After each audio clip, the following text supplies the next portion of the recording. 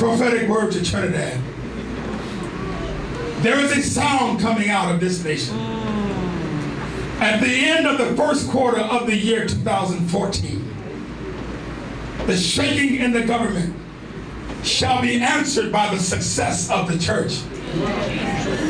Behold, the Lord God has given you the discernment, wisdom, and answers of Joseph.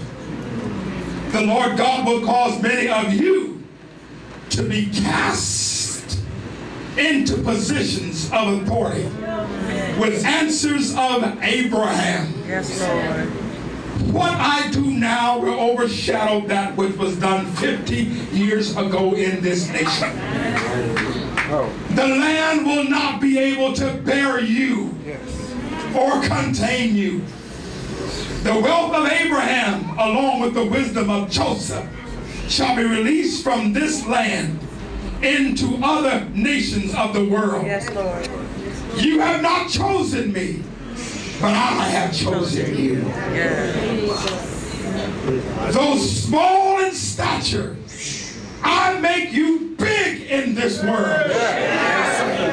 For the weight of this wealth will be likened unto the weight of my glory. You who have been heavy with trouble will now become weighty with triumph. A word to remember.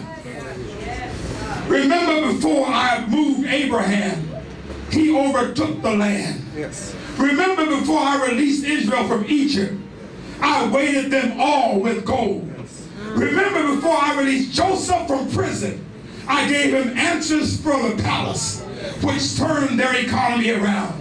Remember, after Esther suffered loss, I gave her a man and all the land. Remember, in 7 days, that's 1 week. In 7 days, that's 1 week, I gave my people an entire city with the sound of one march. Yes.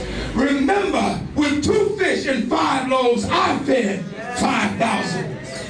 And on another fishing trip, I paid off all of their taxes.